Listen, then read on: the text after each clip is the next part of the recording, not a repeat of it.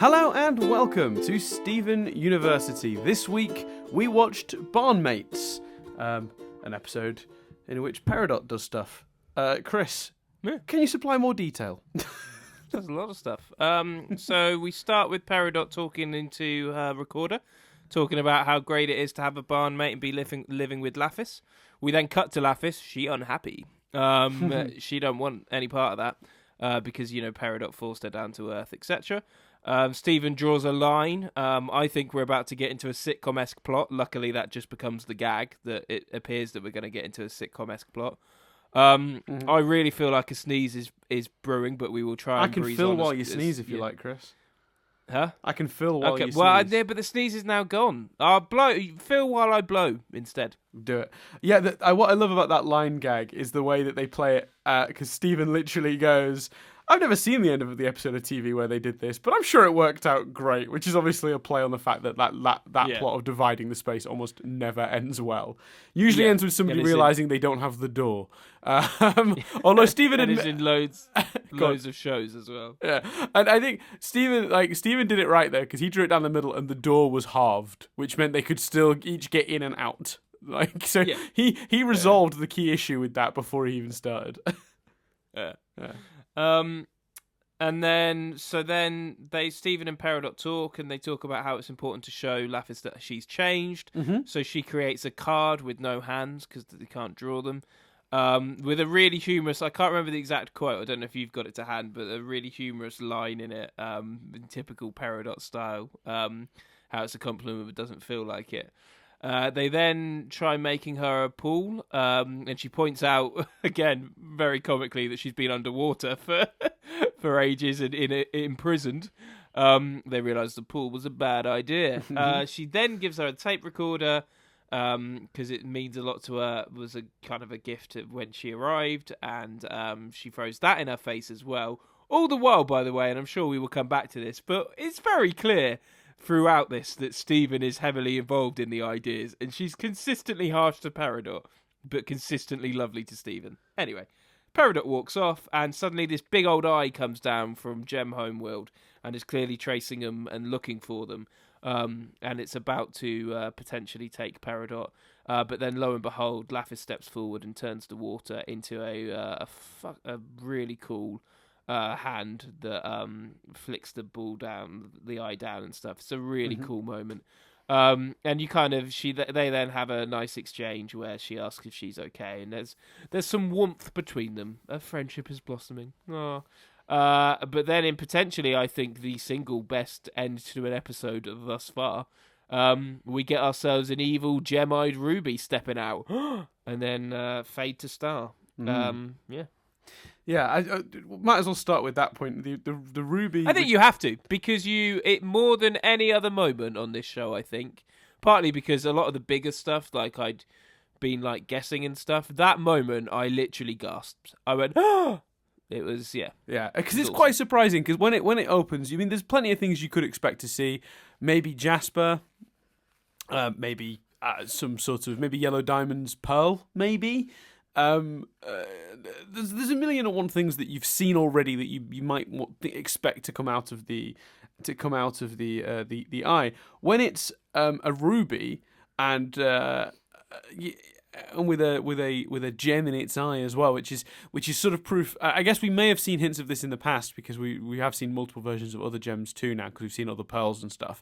But I think seeing another ruby with a gem placed in such an extremely different place to our ruby really does prove that I guess the gems always end up somewhere different on their body. And it makes it even sweeter that our rubies ends up in, I think, the left hand, whereas Sapphire's is in the right hand. So when they hold hands, their gems touch. Oh, see, I just viewed it. I didn't even think of it like that. I just viewed it as a gem version of an evil eye patch. Well, I mean, aesthetically, that is what it is. I mean, that is also what it is achieving. It's giving that impression without being directly that. But but on a wider sort of gemology level, it proves that the gems can sort of be anywhere, which makes it even more hilarious, I suppose, that Stevens is in his belly button.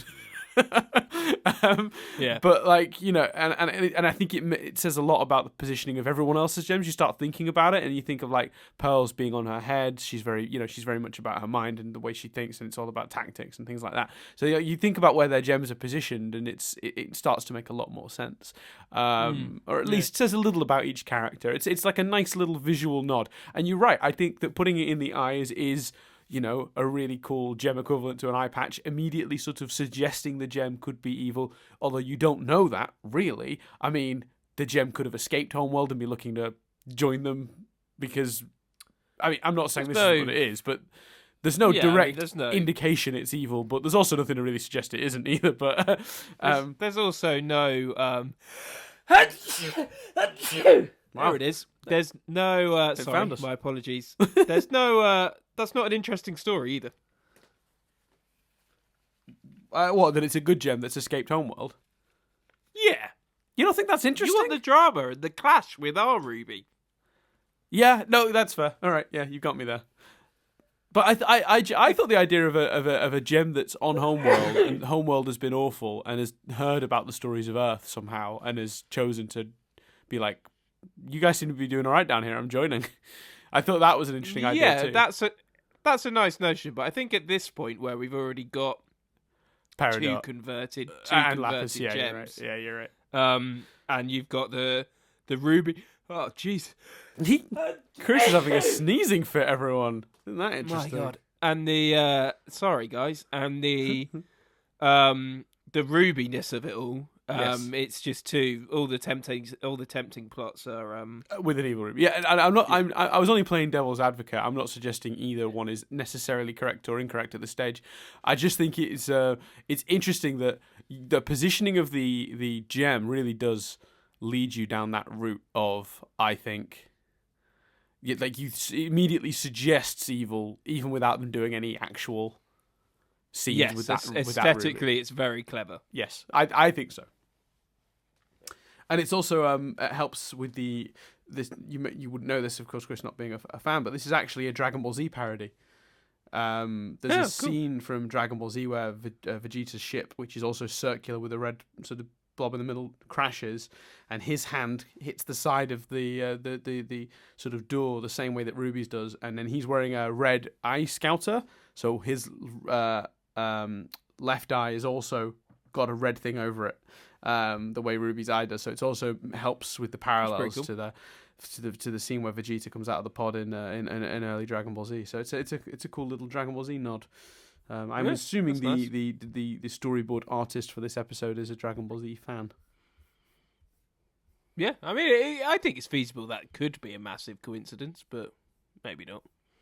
If you see them side by side, I think you'd probably agree it was likely not. Oh, okay. They are very distinctly copying, and it wouldn't be the first time this show has copied an iconic image from an anime as well, because the shots that we were complimenting from the first episode where Lion takes Stephen and Connie to Rose's armory, the shots where it's galloping over the water are lined up almost exactly with a shot from the first Digimon series. So I would be surprised if they turned out to be a coincidence. Do you have access a reference, to your Facebook at the moment, Chris? Because I've sent you the comparison. Not easily, no. Okay. But I could pretend to. You could, pretend to look at it now and react accordingly. Cool. Oh yeah, no, you're right. No, that does look similar. Yeah. Well, I've sent it you anyway, so you can later on have that reaction for real. So other moments, I thought, well, I got to ask this, right? I can't remember like Lapis going into gem form, but her form, she seems to look different this time. Has she ended up cracked just as a gem and reformed? You're asking if she'd been poofed at some point? Yeah, possible. We haven't seen it, but yeah, no, she just looks different to me. I don't know what. It's just not how I remember her looking. She looks softer and more gentle than I think she did before. Interesting. Might be the eyes. They keep mirroring out her eyes when she's using her power, like when she's using her memory power things. So maybe it's that, or maybe she's softened. Or I'm not 100% sure. I think her hair is different. I know that. I know a few people commented on that. We talked about that last week. Maybe it's that then. But anyway, so there's some moments. She just doesn't seem as threatening. She seems just like this little fragile thing. I think that's, to be fair though, after what she's been through, I think that's kind of right, isn't it? Oh yeah, no. I love the choice. No, I think it's great. I just keep noticing it's it. interesting because I think in any other script, the choices she makes in this episode, breaking the tape recorder and all the basically things where she's mean to Peridot, which I get why she's particularly mean to Peridot, not Stephen, because Peridot represents the problem, essentially. Yes, it felt like they were playing it up. There was an awful lot of she's at one point she says, "I don't blame you, Stephen." At another point, Peridot is calling after her and she ignores her. And then Stephen says one thing and she's down there like a shot. It felt so, they did it so much that I thought they were going somewhere with that idea and that notion, and they didn't particularly. But I don't think it's necessarily something they were going to do something with, but more of a consistent character situation, which is that to Lapis, Peridot represents the issue, and I think that so they've kept her reaction to Peridot the same. Peridot is responsible for why she didn't escape. Because I think what's interesting is you sort of said about that, like both Lapis and Peridot were converted, and I would mildly disagree with that on this, in the sense of I think Peridot is she's talked back to Yellow Diamond, she's helped them to put out the cluster, sort of stop the cluster, whatever. Yeah. Whereas I think Lapis is very much still just, I don't want to be involved on either side. These wars are awful. You're all idiots and monsters. I want to get out of this. And Stephen being an innocent character that was never involved in either side previously, I think that's why she's one of the reasons she's softer to him. But Peridot is the reason she's gotten dragged back into it, because she was just looking to get back out there. She didn't want to be involved in any war or conflict anymore. And I think Peridot capturing her and bringing her back to Earth has directly dragged her back into the situation, so I think that I think that's why they made a conscious choice to have her like that. The question really that I have is, I think on paper she could come out of this episode being very unlikable. Peridot has endeared herself to us, the audience. I'd find it hard, but I'd be hard pressed to find someone who doesn't at least get this far in the show and like Peridot at least a little, But I think it seems like I think one of the most effective scenes in the episode was the scene where she does the pool. Mm-hmm. And then, the animation goes dark, and Lapis does this speech about what it was like to be underwater, fighting as Malachi for all that time. Mm-hmm. And I just, I think that's so effective, and you just feel this real sense of, it is played for laughs, but in a way, more than the humour, you kind of go, oh, shit, of course. Because you don't put it together, until she starts saying it, you're like, oh, man. And I think, that speech, they do a lot to remind the audience what Lapis has been through, and they do a lot to show. Maybe that's why they're so keen to show that she's being nice to Stephen, because it helps reinforce that she's not an arsehole.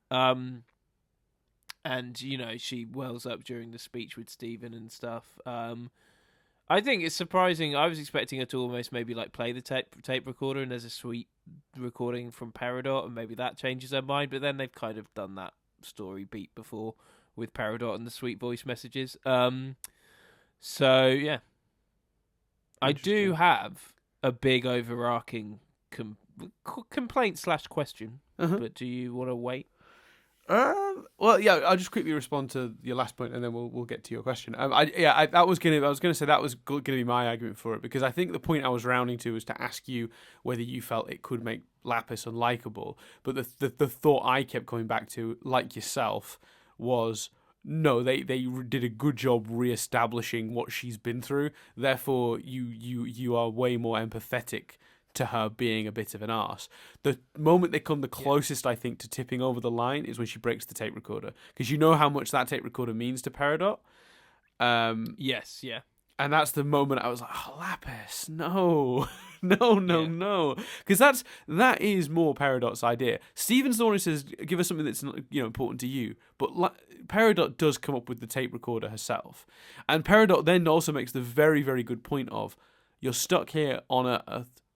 having, sort of having to adjust, having, been from Homeworld or whatever, there is one other person you can talk to who literally knows what you're going through, and you're not doing that. And I think that was surprisingly a very wise point from Peridot.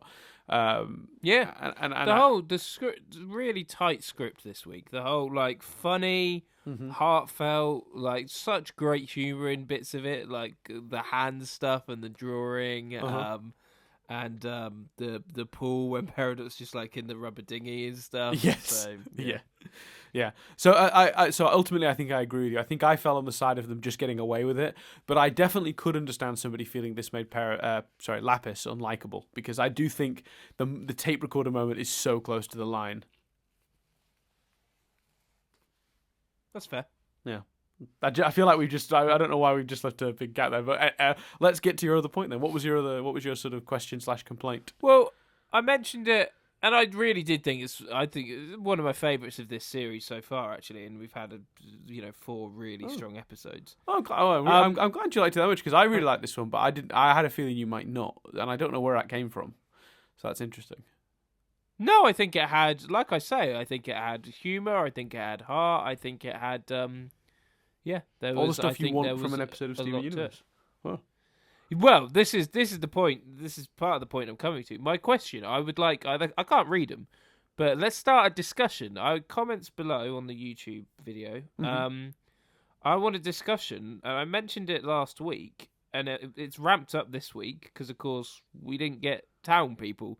Am I the only one at this stage that was going, this is great stuff, and I'm so intrigued about Evil Ruby, but I'm missing the town people, and I kind of feel like they've written themselves into a barn. And it's like the other set burnt down. And it's annoying because I'm still really invested. I'm still so invested in Lapis and Peridot, and especially Pirate Evil Ruby. I'm invested. I like that Ruby's name gets one word longer each time. Yeah.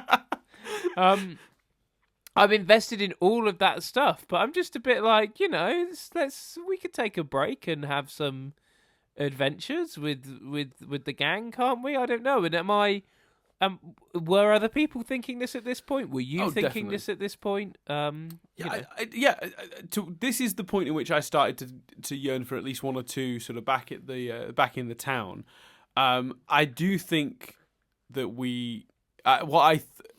let's see how to phrase this without spoiling. I think that I felt like it was due, and even when this happened, I felt I wasn't far off getting what I wanted. Does that make sense? I at this point trusted the writers would eventually take us back to where we needed to be, the status quo. They were just getting all they could out of the barn before we sort of permanently switched back, I guess.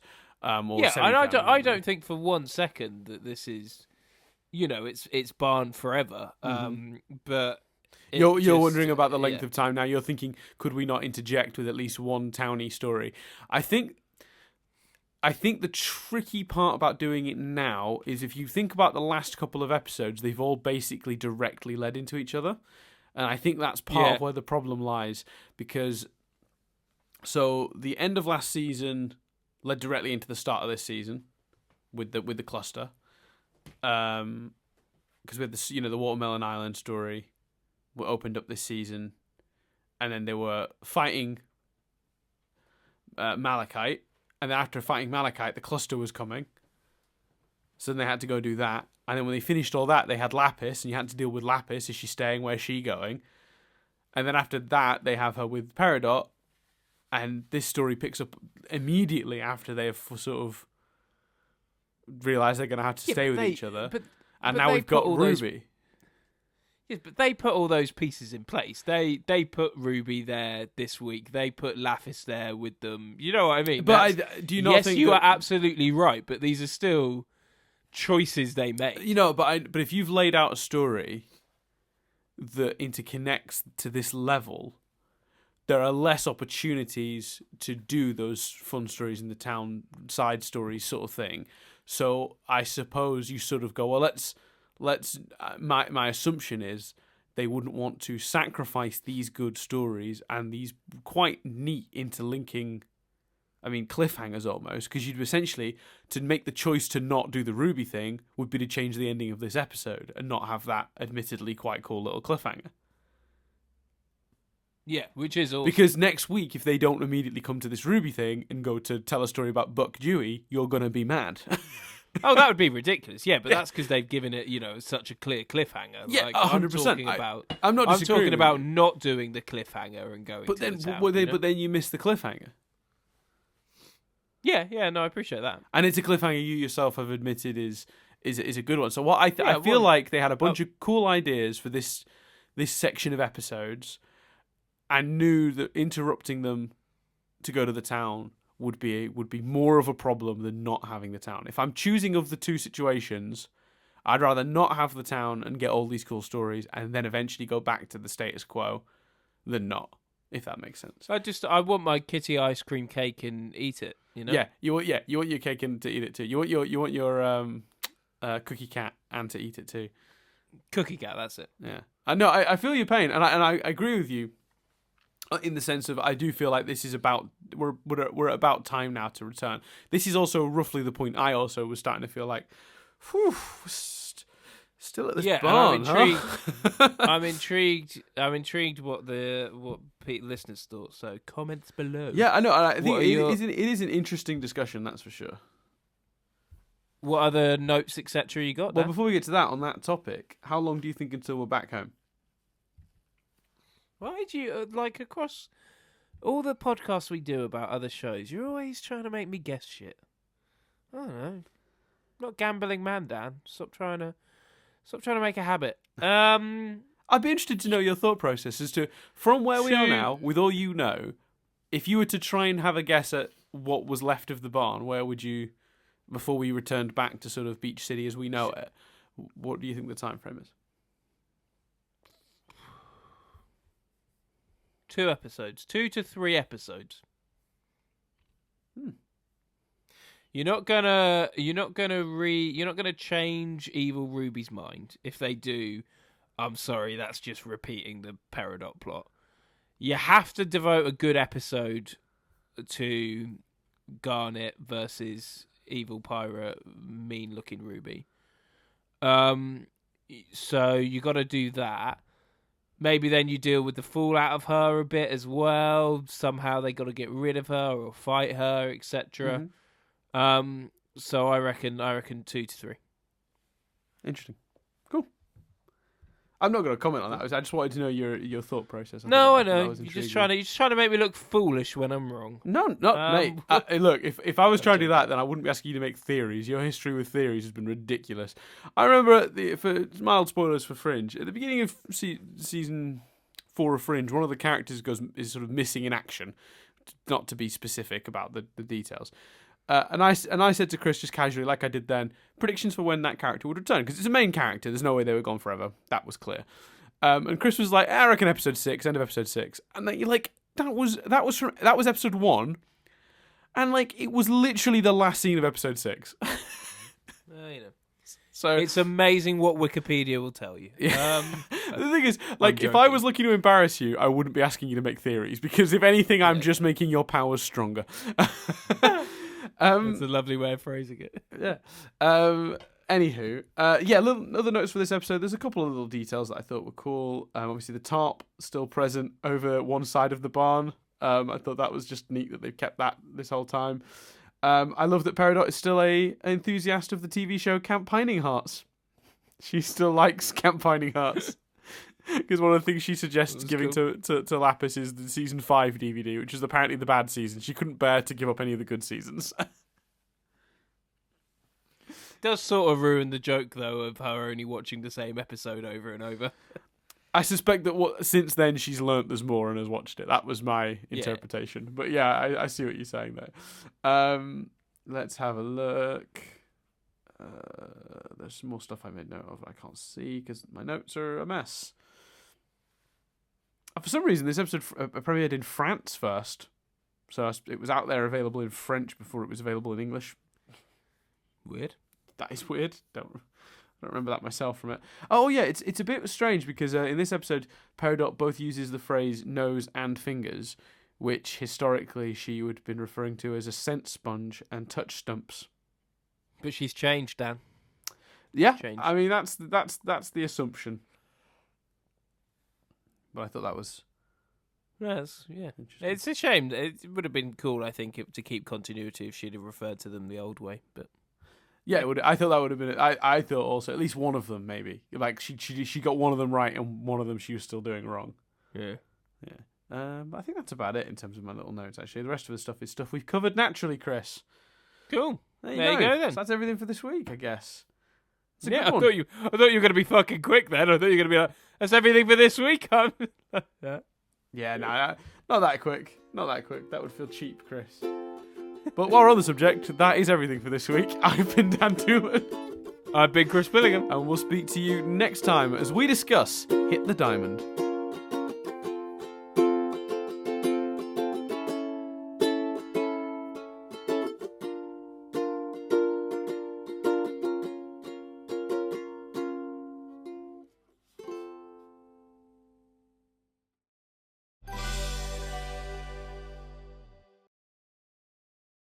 Tantalising title for you there, Chris? I'm tantalised.